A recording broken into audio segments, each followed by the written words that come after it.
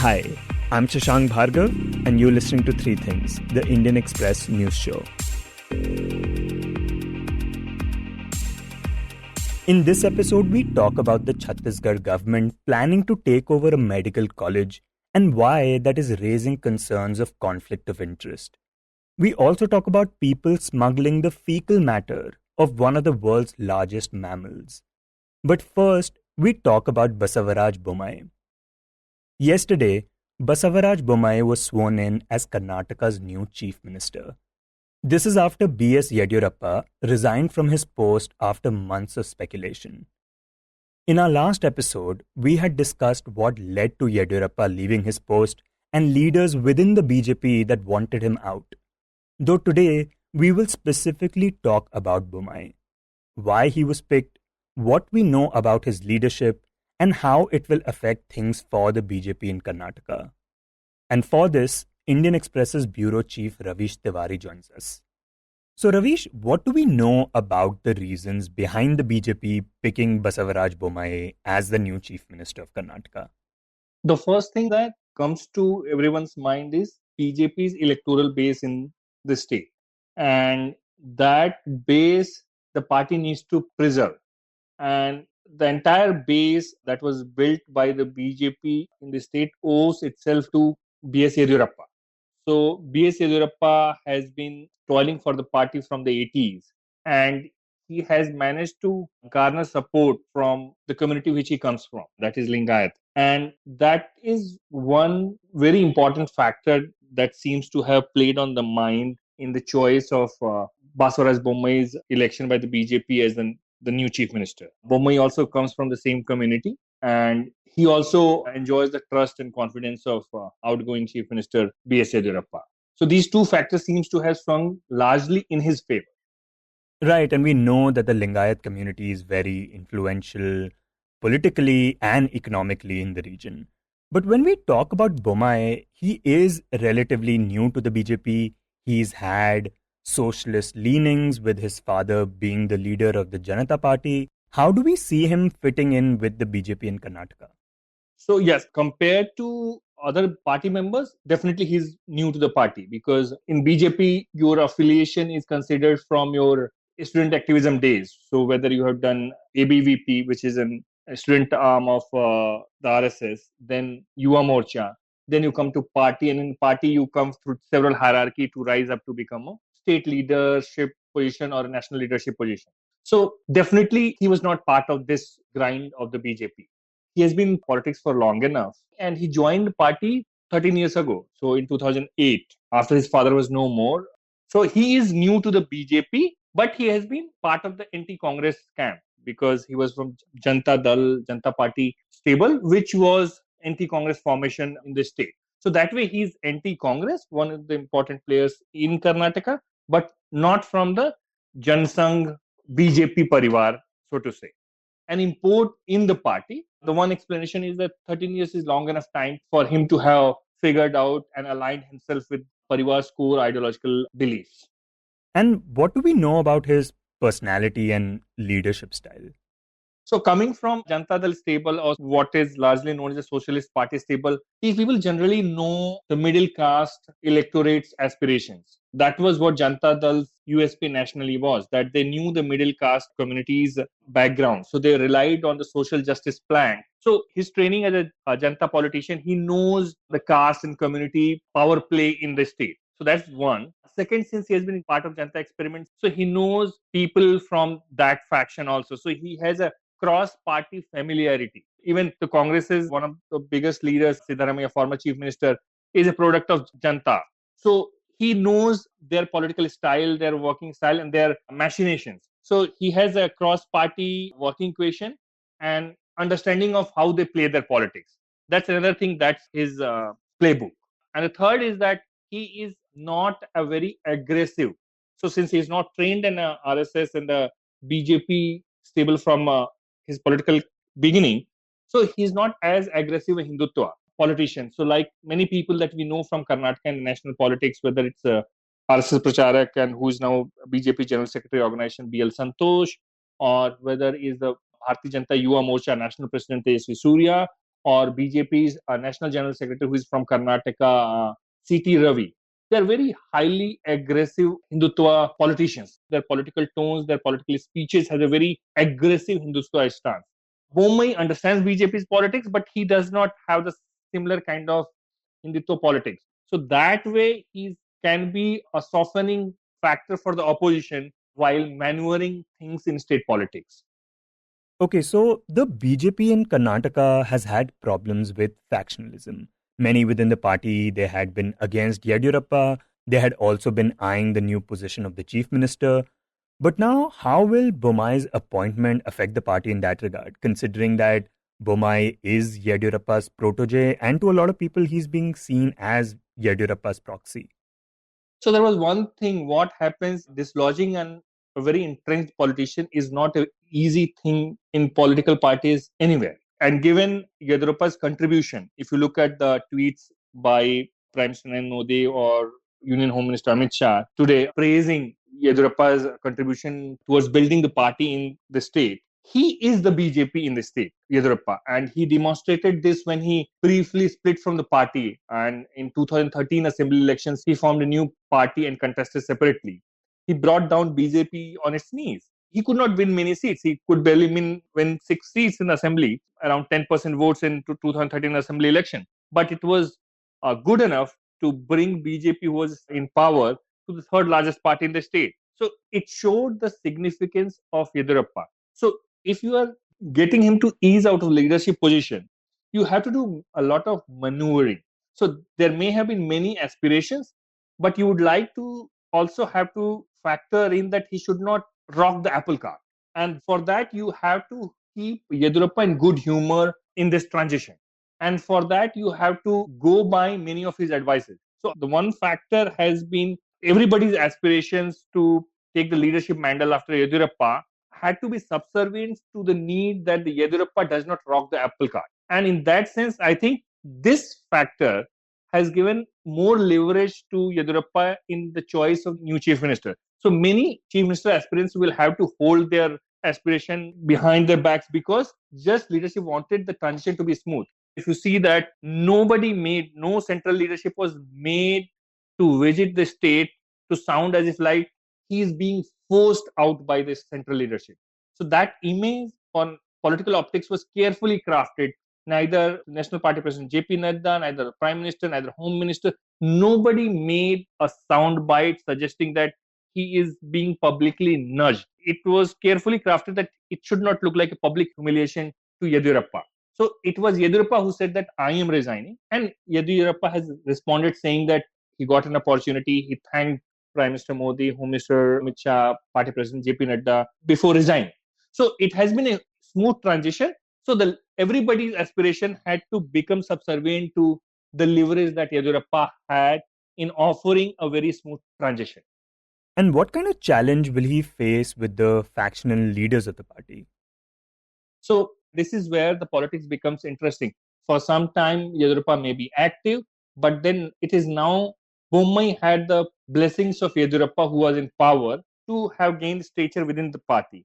Now, when he's steering the ship, he will have to earn the respect of every factional leaders. Remember, Yediyurappa, despite being such a tall leader, in last few months, he has so many public spats from his own ministers. Ministers have gone to governor complaining about his working style, people from his party complaining about his intervention of his sons in the state administration. So those things on public display, despite him being the tallest leader. Basuraj Bommai is not Yediyurappa. He doesn't have as big a stature as Yediyurappa. So now Bommai has got the leadership. Now he has to earn it. He has to earn it from different factions, and he has to humor them, manage them. This is where the trick is. If he doesn't manage to do that, I think you can't say that the factionalism will be out. So that is something which we'll have to watch out for future. And, considering Karnataka is the only southern state where BJP has this kind of dominance, how will Bommai's appointment affect things in the future for the party? I think the biggest challenge for the first time will be for the next chief ministership for the next 2 years. The state will go to polls in 2023. So the chief minister has almost 2 years at his disposal to project himself as the leader of the government, as the leader of the party, going to the polls. So that is the first thing which he has to demonstrate. Now, for that, for him to be successful, he needs the cooperation from the central leadership, which he has got. That's why he has been elected as the chief minister. But he also needs to get the support of the party leaders in the state. And then on top of it, he has to, most importantly, get the support of public at large. For the moment, it appears that he's the choice of Yediyurappa. So the signaling has gone that Lingayat support base, which is supposed to go largely in favor of the BJP, has been kept in good humor by his choice. But the BJP's performance, emerging as the single largest party, is be attributed solely to the Lingayat vote. It gets votes from different communities as well, and getting them on board, despite not having as big stature as Yediyurappa, is the challenge. So if you seal that thing in 2023 assembly election, then only they can hope to perform, at least retain or outperform their performance in the Lok Sabha, which is in 2024.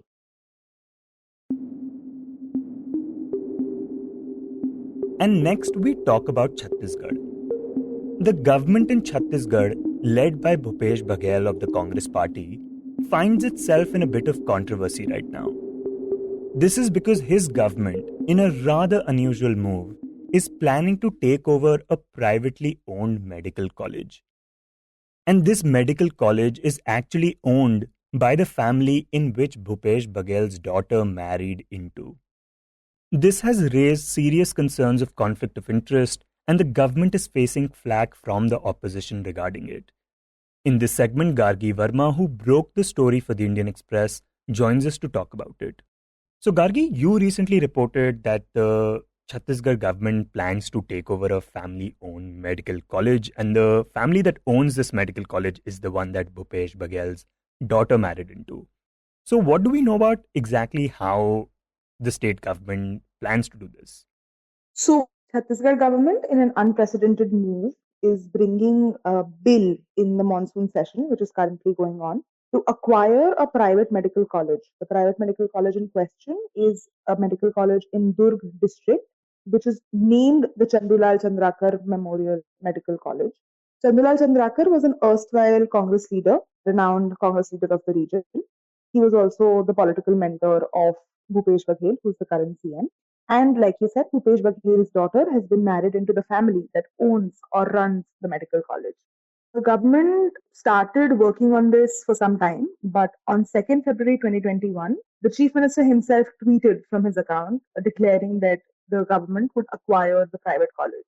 From February started a huge chain of actions which included a lot of departments and a lot of secretaries. A high power committee under the chief secretary was also formed to discuss as to how this college could be acquired. Finally, after much deliberation, it was decided that they would bring a bill, make it into a law. The bill is called the Chandulal Chandrakar Memorial Medical College Acquisition Bill. And the bill was passed in the cabinet right before the monsoon session. And now, today, on Wednesday, the bill is supposed to be tabled in the assembly. And what do we know about this particular college? The college has had long history. The college was established in 2012 and it got provisional recognition in the beginning. However, in 2018, the MCI, which is now the NMC, the Medical Council of India conducted an inspection to grant recognition to the college, which the college failed. In fact, that report was so damning that MCI accused the college of doing fraudulent activities, including getting fake patients admitted in the hospital to boost up their image. The same college has also had multiple problems with faculty and lack of infrastructure. Over the years, they have tried to sell the college off to other groups, but the deals have not worked out. College owners have tried to get other investors and buyers. It's not a hidden fact. The college owners have not hidden the fact that they have been facing a lot of financial debt while running this college. The company that owns the college also runs a hospital, which is based in Bhilai, same district of Durg. The college and the hospital are, in conservative terms, under a debt of more than 120 crores, which they are finding difficult to pay off. Okay, so to sum up, the college has a debt of 120 crore rupees. There have been accusations made against it for carrying out fraudulent activities, and it is a college that has not been recognized. So considering all this, what is the reasoning that the government is giving to take over this college? The government's reasoning of acquiring this hospital is multifaceted. They want to save the legacy of Chandulal Chandrakar. Since the college is built in his memoriam, the government feels that it has a moral responsibility to help them. Secondly, the logic that they are giving is that the government claims that 500 odd students of the college will be benefited. Thirdly, they are saying that this would save time and cost of creating a brand new medical college from scratch. And Durg being a district which has no medical college, it would be an addition to that, a government medical college in that area. This is the logic that the government is giving. Okay, so we earlier mentioned that the college has a debt of 120 crore rupees. But if the Chhattisgarh government were to take over the college, would it then be liable to that debt? So there are provisions in the bill draft that we had seen that made sure that the government would not be liable before they buy the college out. However, the fine-tuning details of it are still not clear. It would only be clear once the bill is tabled. However, the idea is that the government would pay more than the evaluation of the college, a certain lump sum amount more than the evaluation, which would help the owners tide over their liabilities which are based on the college. Okay, so the fact that this medical college is owned by the family in which the CM's daughter is married into obviously raises concerns of conflict of interest. But how unusual is it for a state government to take over a private college for whatever reason? As for the Chhattisgarh government, this is a completely unprecedented move. Never before anything like this happened. The government, while making the bills, the bureaucrats, they relied heavily on other states like Kerala and Haryana, who have acquired private colleges in the past. Of course, a one-off acquisition of one college does raise eyebrows, which is what led to several months of deliberation on this project before the bill is supposed to be brought in the assembly. There is a massive conflict of interest over here, however, because this is not the only college in Chhattisgarh that is floundering or is debt ridden or has students who have a future. There are colleges across the state, private colleges, that are facing difficulties in their day to day functioning because of the financial liabilities that they have. The government has not been any kind of research into how the government can help all those colleges. It is just about this particular colleges because this becomes sort of an ego issue about the Chandulal Chandrakar's name and legacy, and also what we can now say is the family deals as well. And what do people in his government think about this move? Do we have any idea about that? The Bhupesh Baghel government has not really been very actively speaking about this. The idea around the government machinery is that a deal that has to happen. So even the wordings of the bill, if we go into that, says things like compulsory takeover and necessary acquisition. So the idea is that this is going to happen and this is supposed to happen because the CM has already announced it. The only thing that was being deliberated was how to go about this, which is what has taken some months.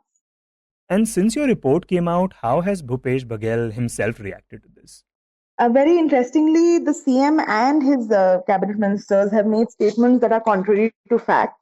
They have constantly said that the college has recognition, which it doesn't. They have constantly said that the college is completely ready and will be a cost-saving measure. But personally, since I have investigated the case, I don't think so, because the college still needs a lot of infrastructure refurbishment and faculty introductions, which is what has kept it from getting a recognition from MCI. So it wouldn't be a completely ready structure. All we would be buying into would be a building with some basic refurbishments.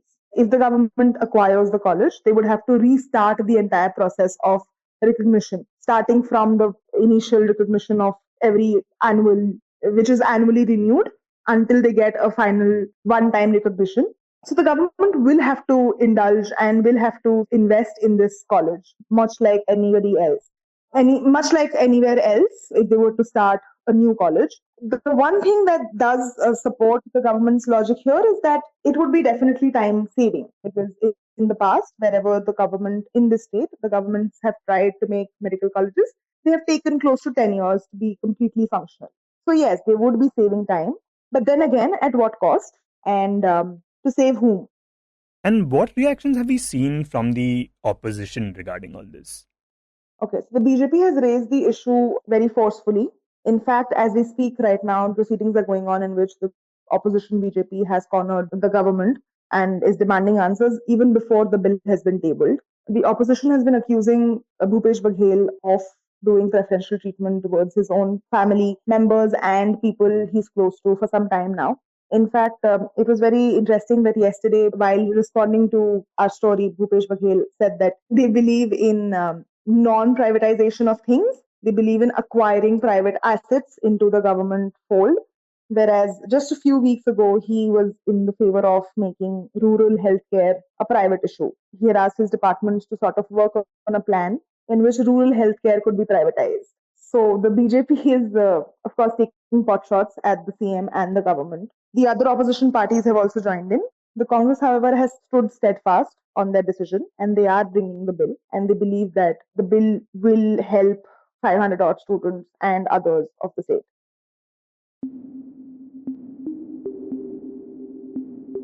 And in the end, we talk about a rather strange case of smuggling. Over the last month, the Mumbai police has made 6 seizures of people smuggling something that has been called floating gold. It's something that comes from the belly of one of the biggest mammals on the planet. And it is something that is very rare to find. It's called ambergris. And it's essentially whale poop or vomit. To know more about this, Indian Express's Mohammad Thawar, who has been reporting on this story, joins us. So, Mohammad, could you talk about what exactly is ambergris? Okay, so there is some debate around that. So initially it was believed that it is the vomit of a sperm whale. But over the past few years, the scientific community is coming around to believing that it is actually the fecal matter of a sperm whale. So basically what happens is the sperm whale eats squid, and at times the beak of the squid gets into its intestine, and naturally the body produces this waxy substance that coats the beak to ensure that it doesn't tear the intestine, and then it ejects it over a period of time. Now, this substance that is formed around the squid is ambergris. It's a waxy substance, and once it serves its purpose, the sperm whale ejects it, and then it floats on the surface of the ocean for days and weeks, and then eventually is found along the coast. So this basically is ambergris, a substance that is naturally produced by the whale to protect its intestine from the pointed squid beaks.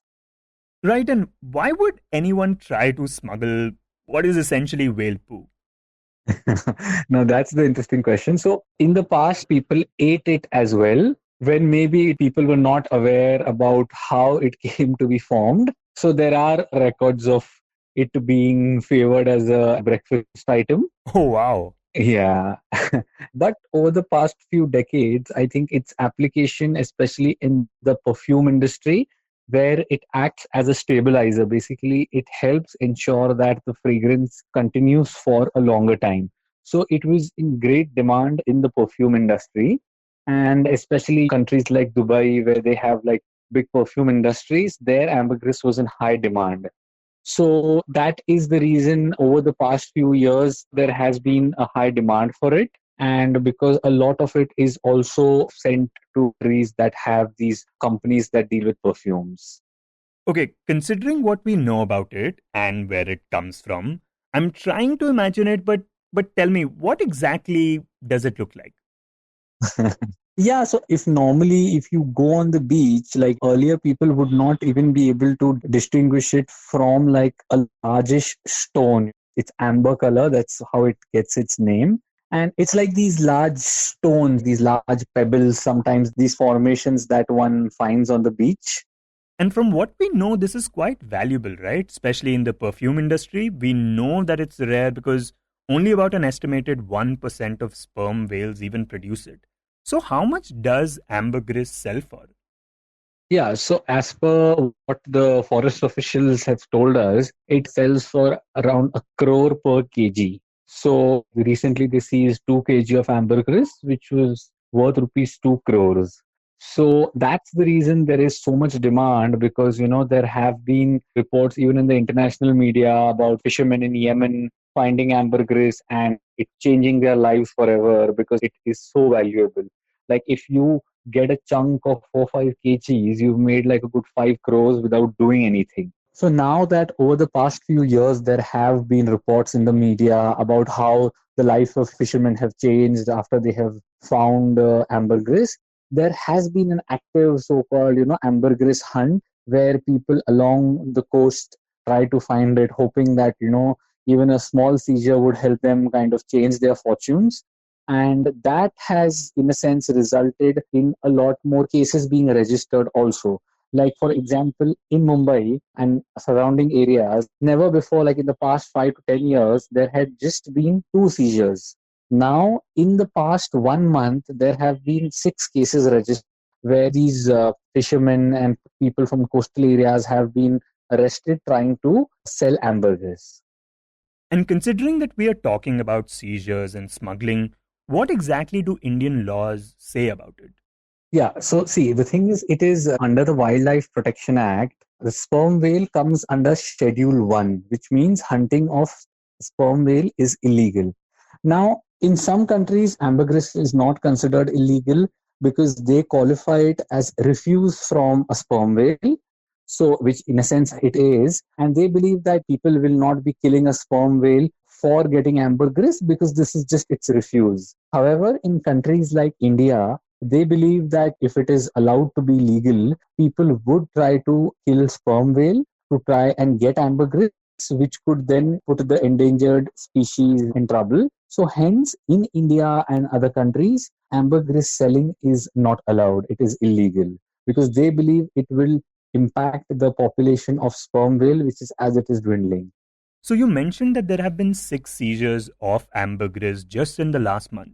What have the police learned from these latest seizures about the kind of smuggling that has been going on?